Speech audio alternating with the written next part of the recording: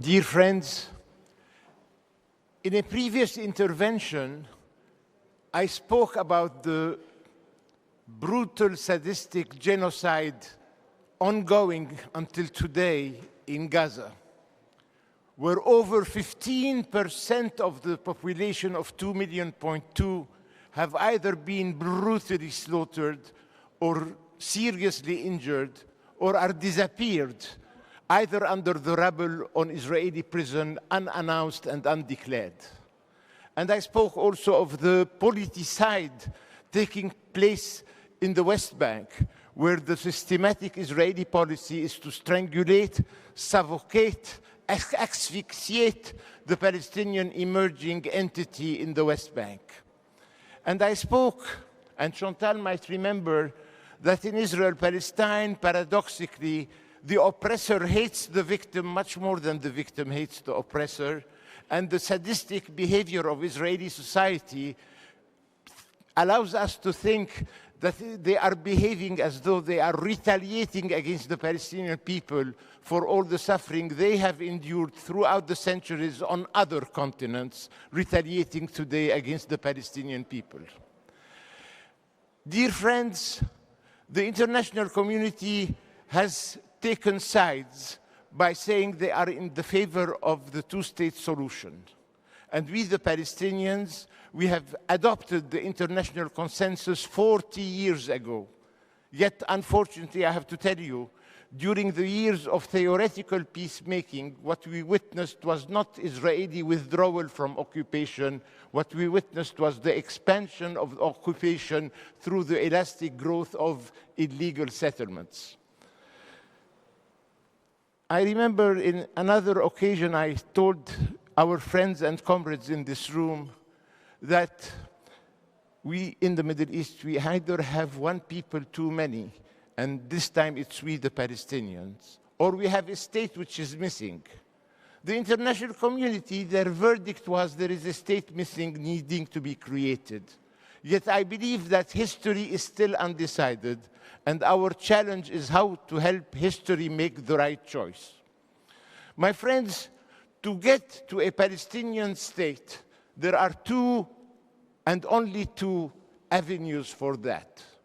We either succeed in convincing, converting, seducing 50% plus one of Israeli public opinion, turning them into an adorable version of Colette Avital, which I doubt is feasible in the foreseeable future. And even if the Netanyahu government collapses, and even if his coalition fragments, the possible alternatives to him are not much better on the issue of Israel-Palestine. They still believe that they can decide the contours of peace and the content of peace, and they are still undecided whether to drive us out of our own homeland, or they discuss among themselves what percentage of territory to withdraw from, and here they differ between 20% and 85%. I believe the other avenue, so that we can obtain a Palestinian state with sovereignty and international recognition, is changing American public opinion and changing American foreign policy in the Middle East. And I invite you in the future to devote more time to the American dimension.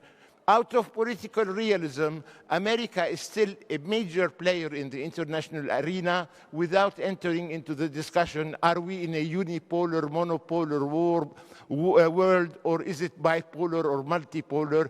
America is still a very important, decisive player in the international system. And for us in the Middle East, changing American foreign policy in the Middle East is of extreme importance, and I believe that our battle for Washington is winnable. I'm sure that President Trump, and by the way, he grew accustomed recently that all leaders who deal with him massage his ego, and I believe here in the International Socialist, we don't need to be massaging Mr. Trump's ego.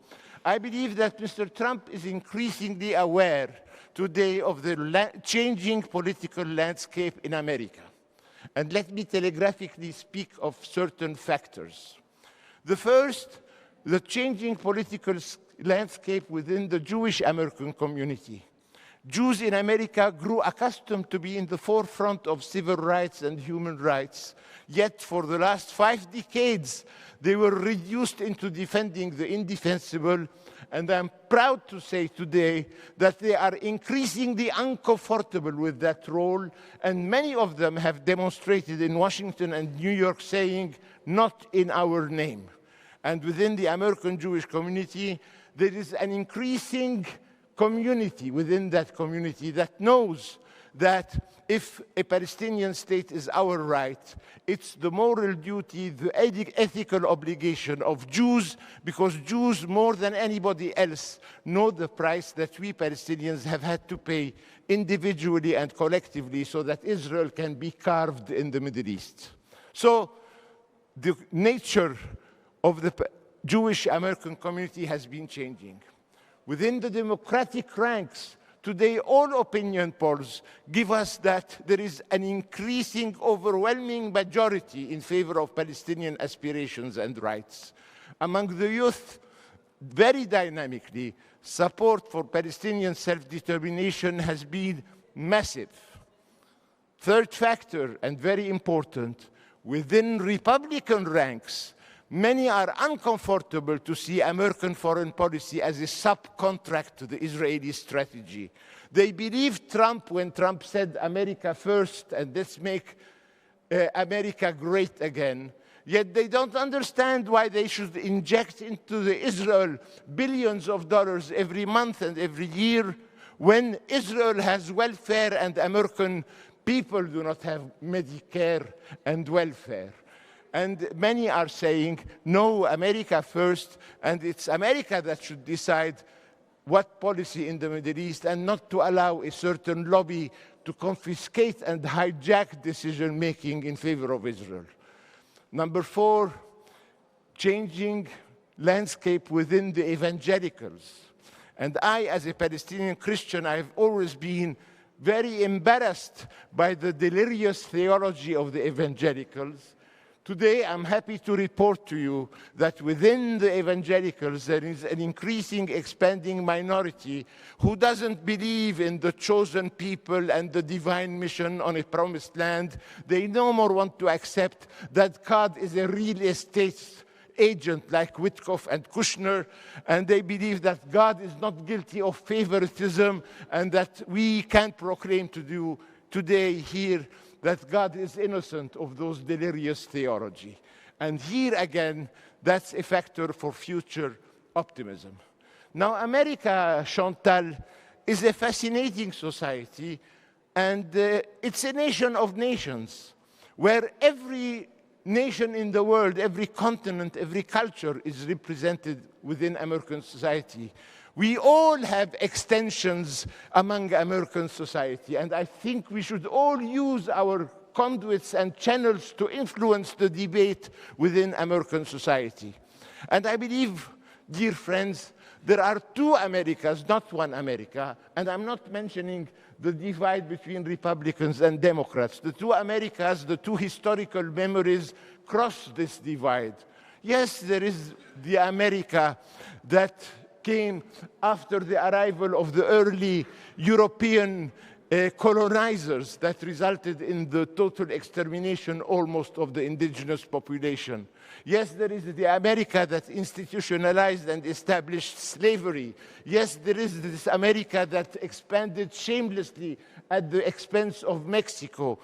This is the America that identifies with the colonial experience of Israelis.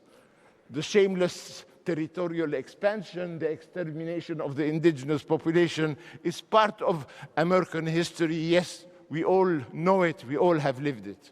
But fortunately for us all, there is another America, the America of the founding fathers that defied the colonial rule of the British, the America of Abraham Lincoln that took the difficult decision of a civil war to rid itself of slavery, the America of Woodrow Wilson that spoke of self-determination at the Versailles Conference that terminated the First World War, and the America of Martin Luther King that had a dream that we shared across continents and across oceans. So, my friends, I personally believe that the battle for Washington is winnable. And my advice to President Trump, using this forum of the International Socialists, and what are we if not agitators of ideas? I personally believe in our contemporary international system, non-alignment should be what characterizes American foreign policy, because America is a nation of nations, and when it aligns itself like it does in the Middle East on the Israeli preference, not only does it offend and alienate all the other players in the region, but it also offends and alienates and ghettoizes part of its own domestic national fabric. It wasn't easy for decades to be a Palestinian American. There is more than 500,000 of those. It wasn't easy in America to be an Arab American, and there are 5 million of those. It wasn't easy to be a Muslim American. There are 10 million of those, and I believe the fact that they were unhappy, it's because their country of adoption was insensitive to their country of origin.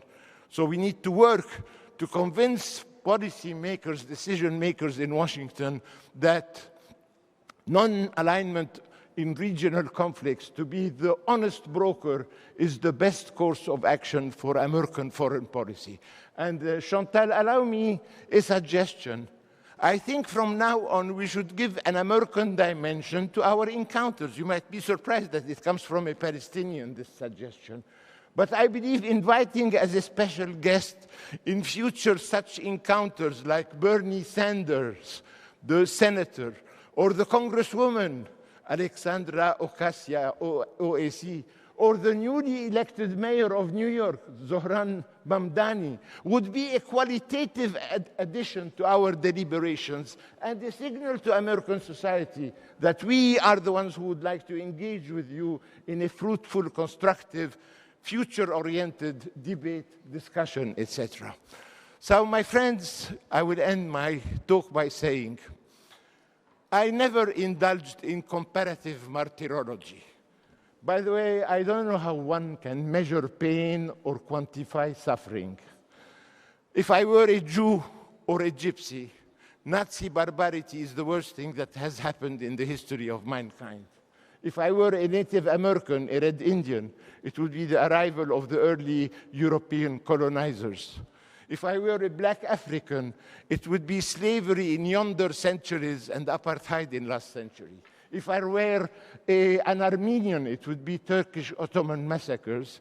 And if I happened to be a Palestinian, it would be the Nakba, the genocide of 1948, and continued until 2 years ago and still ongoing.